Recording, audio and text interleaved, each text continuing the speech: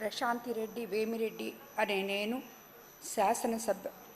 సభ సభ్యురాలిగా ఎన్నిక అయినందున శాసనం ద్వారా నిర్మితమైన భారత రాజ్యాంగం పట్ల నిజమైన విశ్వాసం విధేయత చూపుతానని, భారతదేశ సార్వభౌమాధికారాన్ని సమగ్రతను కాపాడుతానని, నేను స్వీకరించబోయే కర్తవ్యాన్ని శ్రద్ధాశక్తులతో నిర్వహిస్తానని దైవ సాక్షిగా ప్రమాణం చేస్తున్నాను.